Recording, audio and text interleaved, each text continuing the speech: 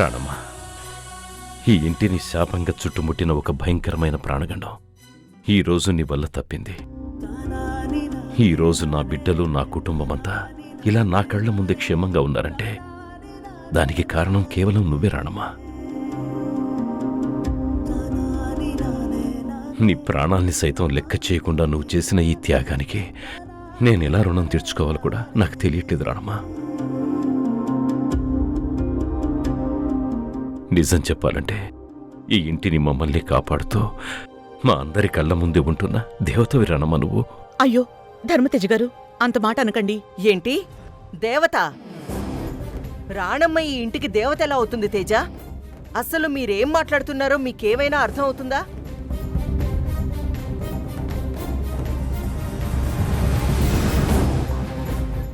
ఆనాడు ఈవిడ ఈ ఇంటికొచ్చినప్పుడు మీరు మన పిల్లలకి తల్లిగా నటించాలని చెప్పినప్పుడు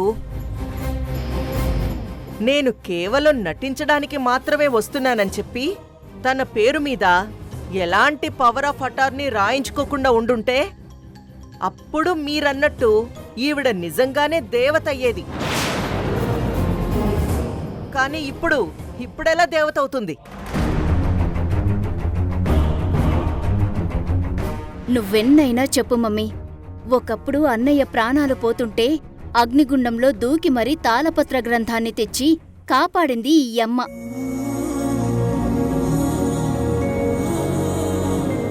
మొన్న నన్ను పాము కాటేసి చావు బ్రతుకుల్లో ఉంటే తన దైవత్వంతో నా ఊపిరి నిలబెట్టింది కూడా ఇదే అమ్మ.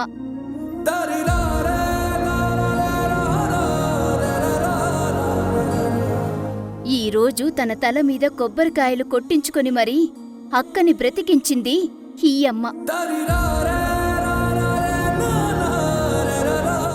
మమ్మల్ని నవమాసాలు మోసి కనకపోయినా ఆవిడ మాకు తల్లే.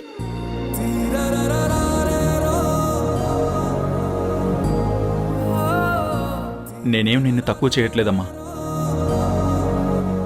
కానీ మీరు మా కన్న తల్లి అయ్యుండి కూడా మీ ప్రాణం మీదకొస్తుందని తెలిసి కొబ్బరికాయలు కొట్టించుకోవడానికి భయపడి వెనకడుగు వేశారు. కానీ ఈ అమ్మ ఎలాంటి స్వార్థం లేకుండా కేవలం మా మీద ఉన్న ప్రేమతో చావడానికి కూడా సిద్ధపడి పూజలో కూర్చున్నారు.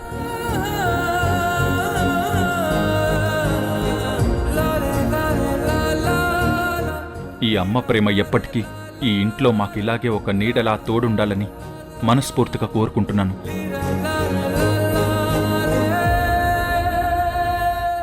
కృష్ణ, నా ప్రాణం ఉన్నంత వరకు నా శ్వాస ఈ ఇంట్లోనే ఉంటుంది. నా ప్రేమలు, నా దీవెనలు ఎప్పుడు మీకు తోడుగా ఉంటాయి. అలాగని ఈ ఇంట్లో ఆస్తి వాటాలు భాగాలు అవన్నీ ఇవ్వడం ఏం కుదరదు రాణమ్మా. చిత్రావతి గారు, మిమ్మల్ని మీరు ఎవరనుకుంటున్నారు? ఈ సిటీలోనే అత్యంత పేరు ప్రఖ్యాతలున్న ద గ్రేట్ ధర్మతేజ గారి భార్య మీరు. ఏదైనా మాట మాట్లాడితే అదే హోదాలో, అదే హుందాగా ఉండాలి గాని కొంచెం ఆలోచించి మాట్లాడండి. అంతేగాని ఇక్కడ ఆస్తిలో వాటా కోసమో అంతస్తులో భాగం కోసమో నేనేం రాలేదు. ఈ ఇంటితో బంధాన్ని ఏర్పరచుకోలేదు. మీ మనసులో అలాంటి ఆలోచనలుంటే ఇప్పటికైనా మార్చుకోండి.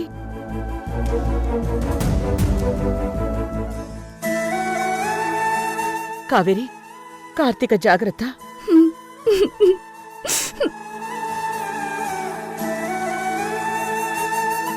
అలాగేనమ్మా. కృష్ణ, అమ్మా. జాగ్రత్త.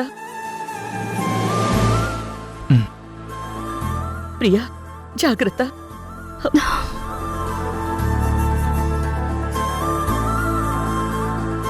జన్మనిచ్చినంత మాత్రాన తల్లి కాలేరమ్మా.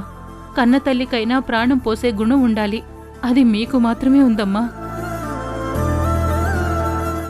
మీరు జాగ్రత్త. నేను చూసుకుంటాను, నువ్వేం భయపడకు.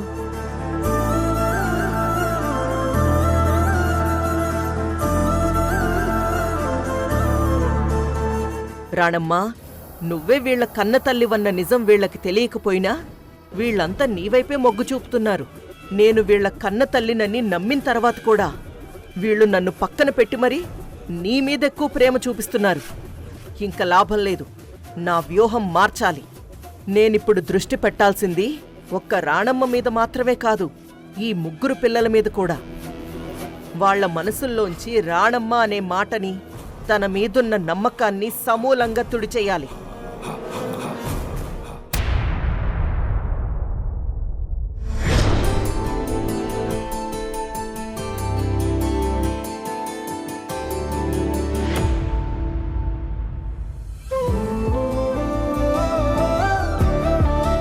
ఏంటి కృష్ణ అలా చూస్తున్నావు? కాఫీ నచ్చకపోతే కప్పుతో సహా నా మొహాన విసిరి కొడతావా ఏంటి? అంత సీన్ లేదులే. ఒకవేళ అలా విసిరి కొడితే ఆ కాఫీ వేస్ట్ అవడంతో పాటు ఆ వేడికి నీ మొహం కాలి హాస్పిటల్ ఖర్చులు కూడా నేనే కట్టాలి కదా. అలాంటప్పుడు నేనెందుకు విసిరి కొడతాను? అబ్బో, బానే ఆలోచిస్తున్నావు కృష్ణ. ఈరోజు రానమ్మత్తయ్య మీకు తల్లిగా ఈ ఇంట్లోకి, మీ జీవితాల్లోకి రావడానికి కారణం ఒక రకంగా నేనే. అప్పుడు నువ్వు నన్ను వదిలేసి మోసం చేసినప్పుడు నేను తట్టుకోలేక సూసైడ్ చేసుకోబోయాను. అప్పుడు అత్తయ్య నన్ను కాపాడి నా జీవితానికి ఒక నమ్మకాన్నిచ్చారు. అప్పుడు అత్తయ్య నన్ను తీసుకొని మీ ఇంటికి వస్తే నా పిల్లల్ని మార్చి ఆ తర్వాత నీతో నా పెళ్లి జరిపించుకోమని మావయ్య అత్తయ్య చేత ప్రమాణం చేయించుకున్నారు. నిజానికి అప్పుడు అత్తయ్య నా కోసమే ఇంట్లో అడుగుపెట్టింది. అప్పుడు మీ ముగ్గురు ఎలా ఉన్నారు నీకు తెలుసు కదా కృష్ణ. మిమ్మల్ని ఒక్కొక్కరిగా మారుస్తూ, ఎన్నో ఇబ్బందులు కూడా భరిస్తూ మీకు కన్న తల్లిగా మారింది. మీ ముగ్గురికి కొండంత అండగా ఉంది. వెలకట్టలేనంత ప్రేమని పంచింది. ఆ తర్వాత మిమ్మల్ని ఒక్కొక్కరిని మార్చడానికి, మంచి మార్గంలోకి తీసుకురావడానికి అత్తయ్య చేసిన ప్రయత్నాల్లో మీ అందరి చేత నిందలు మోసింది. ఎన్ని తిట్లు తిందో, ఎన్ని దెబ్బలు తిందో అంతా నీ కళ్ళ ముందే జరిగింది కదా కృష్ణ. మీ ముగ్గురు అత్తయ్య కడుపున పుట్టలేదన్న మాటే కాని మీ ముగ్గురు అత్తయ్యకు కన్న బిడ్డలతో సమానం. మీ ముగ్గురు అంటే అత్తయ్యకి ఎలాంటి స్వార్థం లేని పిచ్చి ప్రేమ కృష్ణ. మా అత్తయ్య ఇది కన్న తల్లిని మించిన మమకారం. ఇంట్లో నుంచి వెళ్ళిపోయాక కూడా అత్తయ్య గుండెల్లో మీ ముగ్గురి స్థానం మారలేదు. ఇప్పటికీ మీ గురించి ఆలోచిస్తూ మీ క్షేమం కోసమే పరితపిస్తూ ఉంది. నీ విషయంలోనే కాదు కృష్ణ, నిన్నగాక మొన్న కావేరి కార్తీక విషయాల్లో కూడా చూశాం కదా. ఒక కన్నె తల్లిగా మీ కష్టాల్ని తన కష్టాలుగా భావించి తన ప్రాణాల్ని సైతం పణంగా పెట్టడానికి సిద్ధపడింది మా అత్తయ్య. అంత గొప్పది మా అత్తయ్య. ఈ ప్రియ మాటలు వింటుంటే నా ప్లాన్లన్నీ తలకిందులయ్యేలా, కృష్ణ మనసుని పూర్తిగా ఆ రాణమ్మ వైపు తిప్పేసేలా ఉంది. వీడు కనుక మారిపోతే నేనేమైపోవాలి? ఎలాగైనా రాణమ్మ అనే బంధాన్ని నేను ఇప్పుడే తుంచేయాలి. ఇప్పటికైనా అత్తయ్య మీకోసం చేసిన త్యాగాన్ని గుర్తించండి కృష్ణ. మీరు అత్తయ్యతో ప్రేమగా ఉండకపోయినా పర్వాలేదు, కానీ ఆవిడ పంచుతున్న పవిత్రమైన ప్రేమను మాత్రం లేనిపోని అపనిందలతో దయచేసి అవమానించకండి. అబ్బబ్బబ్బబ్బబ్బా! ఏ నాటకం, ఏం సెంటిమెంట్ మాటలు! ఏంటి ప్రియా, మీ మేనత్తని అంతలా వెనకేసుకొస్తున్నావు? కృష్ణ, మన రాజకీయ నాయకులుంటారు చూశావు, వాళ్ళు కూడా సరిగ్గా ఇలాంటి మాయ మాటలే చెప్తారు. రాజకీయాల్లోకి వచ్చేటప్పుడు ఇదిగో మాకింతే ఆస్తుంది, రూపాయి కూడా లేదు అంటారు. తీరా పదవి దిగిపోయేసరికి కూడా అంతే ఉందని చూపిస్తారు. కానీ తెర వెనక ఆ ముసుగు లోపల వాళ్ళు ఎన్ని వేల కోట్లు వెనకేసుకుంటారో లోకం మొత్తానికి తెలుసు. ఆ రాణమ్మ కూడా సరిగ్గా అలాంటిదే కృష్ణ. ఆవిడ లోపల ఎంత నొక్కేసిందో ఎవ్వరికీ చెప్పదు, ఎవ్వరికీ తెలీదు. అత్తయ్య, లేనిపోని నిందలు వేసి ఎందుకు కృష్ణ మనసులో మా అత్తయ్య మీద ద్వేషాన్ని పెంచుతున్నావు? ఏం ప్రియా, నోరు లేస్తుందేంటి? ఒక విషయం అడుగుతాను చెప్పు, నువ్వు కృష్ణని నిజంగానే ప్రేమించావా? ఒకవేళ నువ్వు తనని నిజంగానే ప్రేమించుంటే రాణమ్మ మీ మేనత్త అన్న నిజం ఇంట్లో వాళ్ళకి చెప్పకపోయినా కృష్ణకి చెప్పేదానివి కదా. నీది నిజమైన ప్రేమే అయితే కనీసం పెళ్ళయ్యాక భార్యగా అయినా కృష్ణకి నిజం చెప్పేదానివి కదా. కృష్ణకి నిజం చెప్పాలనుకున్నాం అత్తయ్య, కానీ అప్పుడున్న పరిస్థితులు వేరు. చెప్పిన అబద్ధాల్ని, చేసిన నేరాల్ని కప్పిపుచ్చుకోవడానికి పరిస్థితుల్ని మధ్యలోకి తీసుకురాకు ప్రియా. చూడు, కేవలం కృష్ణ నీ మెళ్ళో తాళి కట్టాడు కాబట్టే ఇప్పుడు నువ్వు ఈ ఇంట్లో ఉంటున్నావు. సాటి ఆడదానివనుకొని పోన్లే పాపం కదా అని ఈ ఇంటి కోడలి స్థానాన్నిచ్చి మంచి మనసుతో ఈ ఇంట్లో ఉండనిచ్చాను.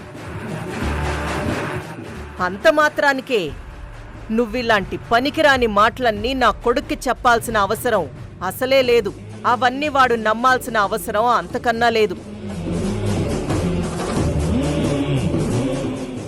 కానీ ఒక్కటి గుర్తుపెట్టుకో ప్రియా, నిన్నిక్కడ ఉండనిచ్చాను కదా అని నువ్వేం చేసినా చూస్తూ ఊరుకుంటాననుకుంటున్నావేమో. ఎట్టి పరిస్థితుల్లోనూ ఆ రాణమ్మని మాత్రం అస్సలు వదిలిపెట్టేది లేదు. అంతే.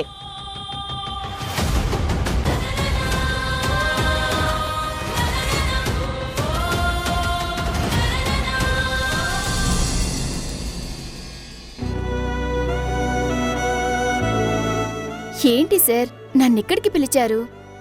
ఇప్పుడే కదా ఇంటికి వచ్చారు, అందరితో మాట్లాడారు, అందర్నీ పలకరించారు. ఇంకా నాతో సపరేట్గా మాట్లాడడానికేముంది? నన్నిక్కడికి రమ్మన్నారు. సారీ. సారీనా సార్? దేనికి సార్ సారీ? నువ్వలా సార్ అని పిలవ కావేరి. Call me Kalyan. సరే కళ్యాణ్ గారు, ఇంతకీ సారీ దేనికి? ఏ, నీకు తెలీదా?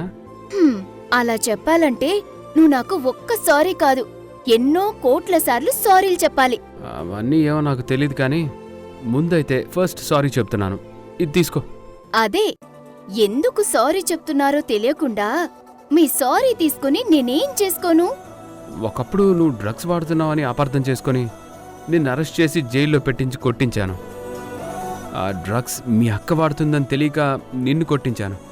అది ఇప్పుడు తలుచుకుంటే చాలా గిల్టీగా ఉంది. ఆ రోజు అలా అపార్థం చేసుకున్నందుకే ఈరోజు ఈ సారీ. ఓహో, అందుక ఈ సారీ.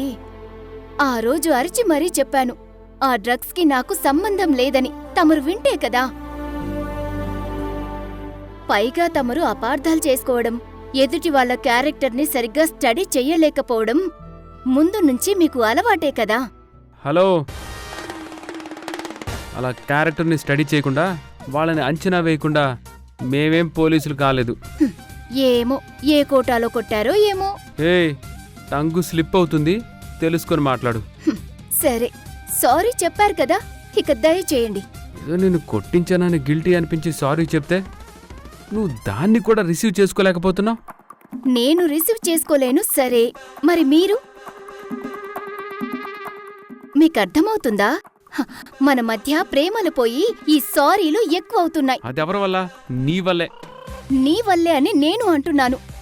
సరే, ఒకవేళ నా వల్లనే అయితే విషయమేంటో చెప్పు. సరే, నా వల్లే అంటున్నావుగా, విషయం ఏంటో చెప్పు. అది నా నోటితో నేను చెప్పలేను. నేను కూడా నా నోటితో చెప్పలేను. అంతేలే, కవర్ చేసుకోవడానికి ఇలాగే మాట్లాడతారు. మొత్తానికి తమరి క్యారెక్టర్ ఏంటో పూర్తిగా తెలిసింది. మొత్తానికి నాకు తమరి క్యారెక్టర్ పూర్తిగా తెలిసింది. ఆ రోజు అలా జరిగినందుకు ఒక పోలీస్ ఆఫీసర్గా సారీ చెప్పాల్సిన అవసరం నాకు లేదు. కాకపోతే ఏదో మానవత్వంతో సారీ చెప్పాలనిపించింది, చెప్పాను. అది నువ్వు తీసుకుంటే తీసుకో, లేదంటే ఆ సారీ తీసి ఆ స్విమ్మింగ్ పూల్లో పడే. నువ్వు నా గురించి తెలుసుకునే రోజు తప్పకుండా వస్తుంది. ఆ రోజు నువ్వు ఖచ్చితంగా బాధపడతావు చూడు. నా ఫీలింగ్ కూడా సేమ్. ఏయ్!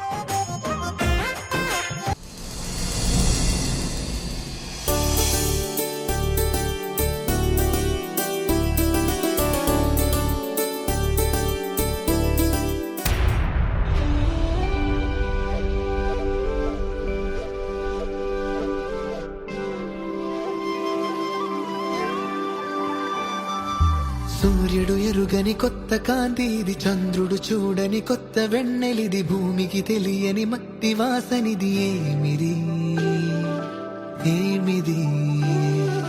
కవులే రాయని కొత్త కావ్యమిది, మునులే చెయ్యని కొత్త ధ్యానమిది, దేవతలెరుగని దివ్యలోకమిది. ఏమిది ఏమిది? జీవితాన్ని మార్చేసావే బుజ్జినే మలి, స్వర్గంలో తూ చూపించవే పూల కడలి. చిన్న పిల్లడైపోయానే స్పర్శ తగిలి, ఉండాలేనే నిన్ను వదిలి.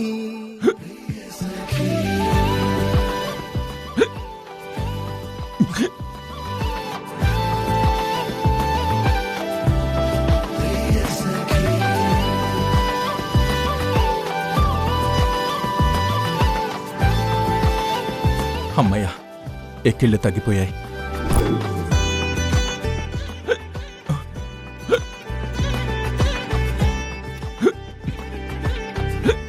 ఏంటన్నయ్యా తెగ ఎక్కిళ్ళొస్తున్నట్టున్నాయి? ఎవరో బాగా దగ్గరైన వాళ్ళు, నీకు మనసుకి నచ్చిన వాళ్ళు వాళ్ళ మనసుల్లో తెగ తలుచుకుంటున్నట్టున్నారు.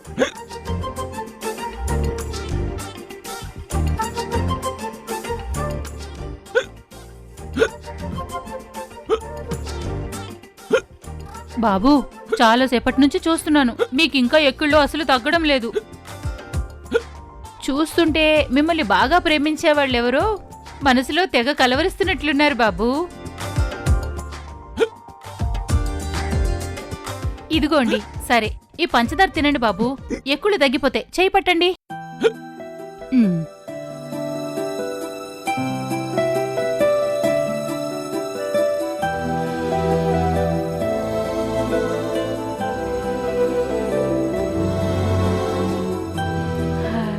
తగ్గిపోయేలే బాబూ. అమ్మయ్యా,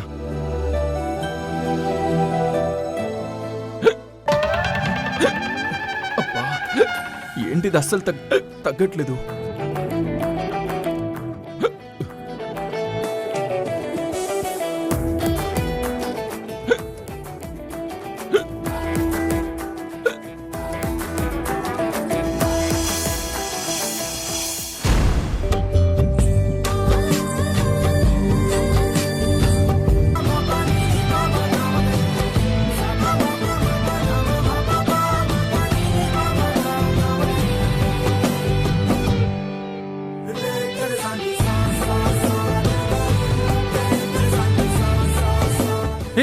ఏంటి నువ్వు చేసిన పని?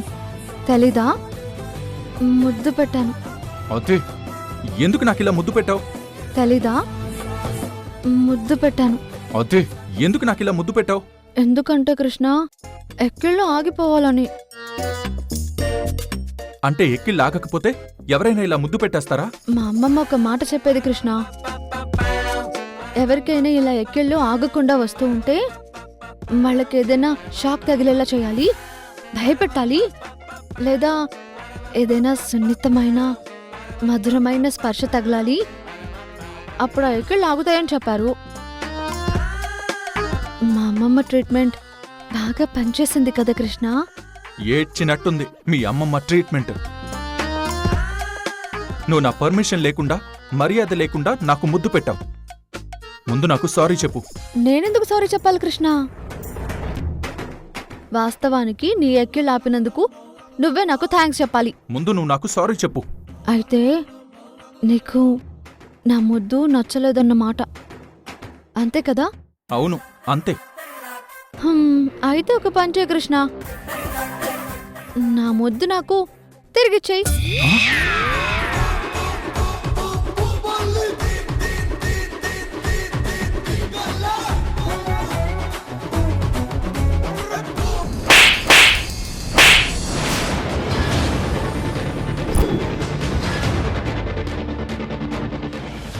ఏయ్ రాణమ్మా, నన్నే కొడతావా? నిన్ను